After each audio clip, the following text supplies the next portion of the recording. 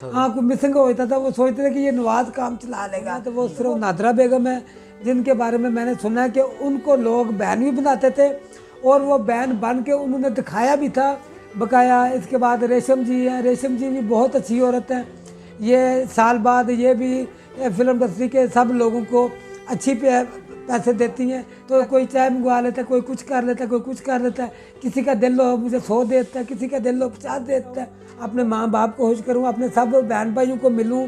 अपनी मेरी 5 बहनें हैं, कभी उनके पास नहीं गया, कभी उनके वसाइल नहीं पूरे किए। अस्सलाम वालेकुम नाजरीन, खुशामदीद कहता हूँ आपको अपने यूट्यूब चैनल पर। इस वक्त मोहम्मद नवाज़ साहब मेरे साथ मौजूद हैं, जिन्होंने प्रोडक्शन में भी काम किया, जिन्होंने एज ए आर्टिस्ट भी छोटे मोटे कैरेक्टर्स किए हैं। इसके अलावा फ़िल्म इंडस्ट्री के हवाले से भी इनसे बात करेंगे। कैसे हैं आप? जी अस्सलाम वालेकुम भाईजान। जी वालेकुम सलाम। कैसे हैं आप? ठीक हैं, अल्लाह का शुक्र है, आप सुनाएं। अल्हम्दुलिल्लाह, अल्लाह का शुक्र। सबसे पहले तो ये बताएं कि फ़िल्म इंडस्ट्री में आने का इत्तेफाक कैसे हुआ? क्या बचपन से शौक़ था या फिर हादसाती तौर पे फ़िल्म इंडस्ट्री का हिस्सा बने? ये फिल्म इंडस्ट्री का शौक़, मैं उस वक्त हैदराबाद में काम करता था। तो सुल्तान रईस साहब और अंजुमन बेगम, इनकी फिल्में एक दो बार देखी मैंने, तो बस इनके पीछे मैं यहाँ आ गया। अच्छा। तो ऐसे घर से भागकर आया, उसके बाद लक्ष्मी चौक में आ गए, उधर इनकी फिल्में देखता रहा। तो उसके बाद मैं स्टूडियो में आ गया। तो अंदर आकर कभी कंटीन पे, कभी कहीं कभी कहीं। पहली बार मैंने जमशेद नकवी के पास काम किया था, उसके बाद मैडम संगीता के पास मैंने काम किया है और सारी ज़िंदगी मैडम संगीता के पास प्रोडक्शन का ही काम किया मैंने। तो इसके अलावा सबके साथ सैयद नूर साहब, शान साहब, जितने भी बड़े बड़े नाम हैं, सुल्तान रईस साहब के साथ बहुत काम किया, अंजुमन बेगम के साथ बहुत काम किया, सब लोगों के साथ बहुत काम किया है प्रोडक्शन में। और फिल्मों में भी मैंने काम किया है, छोटे मोटे रोल। बाला बनमाश, उमर शरीफ और रैम्बो की एक फ़िल्म थी बरूपिया, साहब बीबी और तवैफ, शेर लाहौर, ऐसे ही 4-5 ड्रामे भी थे जिनमें काम किया है। तो बकाया फिल्म इंडस्ट्री बहुत अच्छे लोग थे उस वक़्त, बहुत ही अच्छे लोग थे, इतने प्यारे लोग थे, इतने अच्छे लोग थे कि हम उनके लिए अभी तक बिल्कुल हम बेकार हो चुके हैं, बेकार से बेकार। लेकिन हम भी यहाँ से जा नहीं रहे सिर्फ इसलिए कि वो इतना अच्छा वक़्त हमने देखा था, इतने अच्छे वक़्त वो लोग थे। तो अब हर ज़िंदगी अपनी यहाँ गुजार रहे हैं। तो यही है। फिल्म इंडस्ट्री के बारे में मैं मज़ीद आपसे पूछूंगा। पहले ये बताएं कि आपने जैसे बताया कि हैदराबाद से आप यहाँ पे आए हैं। हाँ जी। तो क्या आपकी पैदाइश हैदराबाद की है, वहीं पे पैदा हुए हैं आप? नहीं नहीं, पैदाइश मेरी तो गुजरात है। अच्छा, गुजरात। गुजरात से हैदराबाद कैसे गए? वो मजदूरी करने के लिए। अच्छा, काम करने के तो लिए। जब हैदराबाद से आप इधर लाहौर में आए तो घर वालों को ये चीज़ पता थी कि आपने वहाँ से काम छोड़ के इधर आ गए हैं लाहौर नहीं, में? वो मैं गांव चला गया था ना। अच्छा। हैदराबाद से गांव चला गया, गांव से फिर भाग कर। तो गांव में आपने अपने घर वालों को ये बताया था कि मैं एक्टिंग करने जा रहा हूँ, या छुपके से भाग गए थे वहाँ से? छुपके से भाग आया था। अच्छा, तो घर वालों ने इस चीज़ पे एतराज़ बाद में किया नहीं?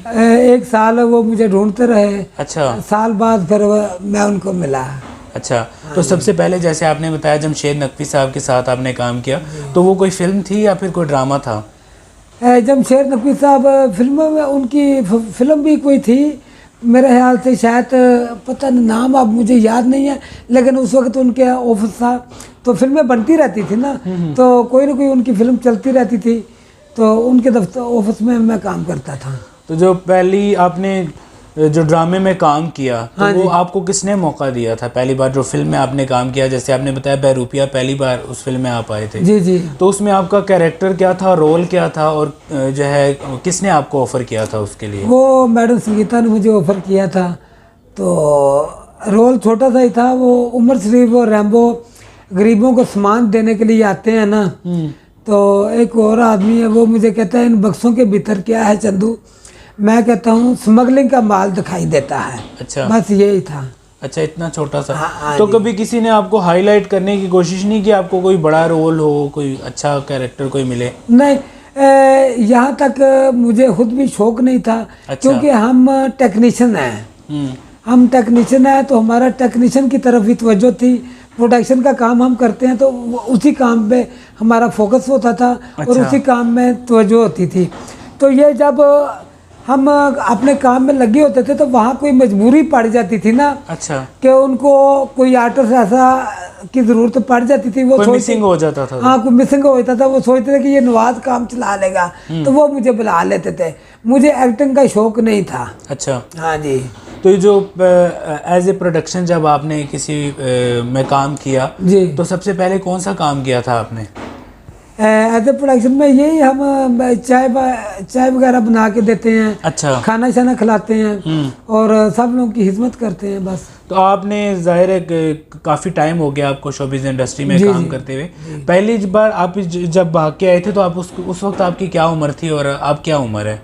अब तो समझ लो कि मैं फारग हो चुका हूँ फिलहाल, पूर्ण मुकम्मल ही। अच्छा। अल्लाह अगर मुझे ज़िंदा कर ले तो उनकी मेहरबानी है। यही मैं दुआएं मांगता हूँ अल्लाह से। इस चीज़ को शाकर को मैं हमेशा कहता हूँ। बकाया वो उस वक्त तो मैं छोटा सा था ना, बिल्कुल ही छोटा था। मेरे ख्याल से 15 या 16 साल मेरी उम्र होगी। किस दौर में आए थे? मैं उस वक्त ज़िया-उल हक साहब का दौर था जब मैं लाहौर में आया था। अच्छा, 80 का दौर था? नहीं 80, शायद 90 या 90 से 1-2 साल कम होगा। 88 वही 80? हाँ जी, हाँ जी।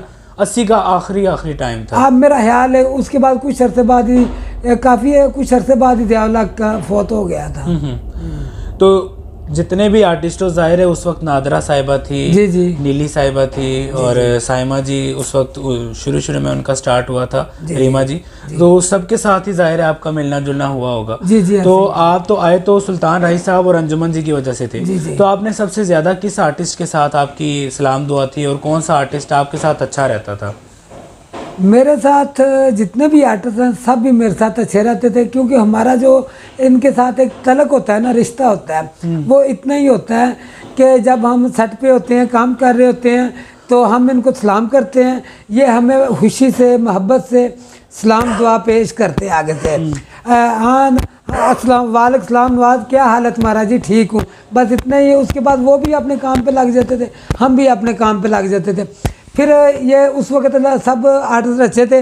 नादरा बेगम बहुत अच्छी औरत थी, इतनी अच्छी औरत है कि मैं आपको बता नहीं सकता। क्योंकि ये वाहद मुझे 30-35 सालों में अगर मैंने किसी औरत के बारे में सुना है तो वो सिर्फ नादरा बेगम है, जिनके बारे में मैंने सुना है कि उनको लोग बहन भी बनाते थे और वो बहन बन के उन्होंने दिखाया भी था। ये इतनी अल्लाह ने उनको शोहरत दी थी, लेकिन ये सामने महल्ले में, गरीबों के महल्ले में वो पैदल चल के जाती थी फैटरों के साथ, उनकी बहनों पे शादी के और उनकी बहनों की शादी करवाती थी और सारा खर्च भी करती थी। नादरा बेगम के बारे में बहुत हमने सुना है, वो बहुत ही अच्छी औरत थी। बकाया इसके बाद रेशम जी हैं, रेशम जी भी बहुत अच्छी औरत हैं। ये साल बाद ये भी फिल्म इंडस्ट्री के सब लोगों को अच्छी पैसे देती हैं ताकि उनका कुछ गुजारा हो सके। बकाया सब ही अपनी अपनी जगह पे उस वक्त अच्छे लोग थे, बुरा कोई भी नहीं था। ये अभी बस जैसा जैसा दौर बिगड़ा है तो ये ऐसा हो गया। पहले सब भी अच्छे थे, इतने अच्छे लोग थे कि छोटा गोश्त भुना हुआ पकता था। 200 आदमी था ना, 200 के लिए छोटा गोश्त भुना हुआ पकता था। किसी का कभी हक नहीं रहता था, इसलिए अल्लाह की रहमत होती थी। तो आप देखें, मैं एक आपके सामने इंसान हूँ, सारा दिन आप मुझे देखेंगे मैं भागता रहता हूँ, मैं किसी न किसी काम पे भागता हूँ, लेकिन रात को 1 रुपया भी मेरी जेब में नहीं होता। अभी मुझे 3 महीने हो चुके हैं कि मैंने अपनी अम्मी और अब्बू को कोई पैसा नहीं भेजा, और मेरी माँ मेरा प्यो, मैं पता नहीं वो मेरे साथ क्या क्या मतलब कल्पते हैं। लेकिन मैं एक इंसान है जो आज कल अल्लाह ताला ने उसको इस फिल्म इंडस्ट्री में भेजा है, और वो कई लोगों को बहुत ज़्यादा खुशी देता है और मेरे जैसे इंसान को भी खुशी दे चला जाता है। तो बस उसकी वजह से अभी छोटी ईद का लेके अभी तक मैं उसकी वजह से बचा हुआ हूँ। मेरे पैर ख़राब है, मैं पैरों की वजह से काम नहीं कर सकता। इन सब को पता है, मैं कोई काम नहीं करता। तो कोई चाय मंगवा लेता है, कोई कुछ कर लेता है, कोई कुछ कर लेता है। किसी का दिल लो मुझे 100 देता है, किसी का दिल लो 50 देता है, वो भी कभी दूसरे दिन कभी बहरहाल ये फिल्म इंडस्ट्री इतनी अच्छी फिल्म इंडस्ट्री है कि हम आज रूढ़ी हो चुके हैं। हमारा यहाँ से दिल नहीं करता जाने को, हम इसको कहाँ छोड़ के चले जाएं। ये इसने हमें इतना प्यार दिया, इतनी दौलत भी दी थी, शायद हम वो नहीं संभाल सके, लेकिन इतने अच्छे लोग थे। उन लोगों को उस वक़्त को हम याद कर कर के हम कहते हैं हम यहाँ ही मर जाए, हम कहीं ना जाएं। बकाया ये बहुत अच्छे काम है, अगर इसको इस काम को काम समझ कर किया जाए तो आज भी मौला जट की मिसाल है। पैसा भी मिलता है, सारी खुशियाँ भी मिलती हैं, हर चीज़ मिलती है। अगर इसको काम समझ के काम किया जाए, किसी गरीब का हक ना खाए, किसी गरीब का हक खाएंगे तो अल्लाह ताला बेड़ा गर्क कर देगा इस दुनिया का। ये मेरी आपसे कि मैं आपसे ये माफ़ी मांग के दुआ करता हूँ, अल्लाह का वास्ता है किसी गरीब की बददुआ मत लें, किसी गरीब का हक मत खाएं। ये ज़लज़ले देखो, ये सारा कुछ देखो क्या हो रहा है दुनिया में। किसी गरीब का हक मत खाएं। किसी गरीब के पीछे, एक इंसान के पीछे कितनी फैमिली होती है। तो जैसे तुम लोगों को अपनी यशियाँ, अपने हर एक चीज़ में याद है, गरीब इंसान के भी वसैल है, उसका और कुछ नहीं, तो उसका हक टाइम से दे दिया करे। अल्लाह ताला को ना आपकी नमाज़ें चाहिए, ना आपका जिक्र और फिक्र चाहिए। वो कहता है कि मेरे पास आओ ना तो कम से कम एक चीज़ लेके आ जाओ, सिर्फ इंसानियत, सिर्फ इंसानियत। जहाँ तक आपका तलक है, आप उस चीज़ को पूरा कर सकते हो तो सिर्फ वो ही पूरा करके आ जाओ, तुम जनती हो। मत मेरे पास मेरियाँ नमाज़ें लेके आओ, मत कुछ मेरे लिए लेके आओ, लेकिन अपनी इंसानियत को ना वो कायम करके मेरे पास आ जाओ, मैं तुम्हें बख्श दूँगा। तो यही मेरी इल्तिजा है हम फिल्म इंडस्ट्री वाले सब भाइयों से।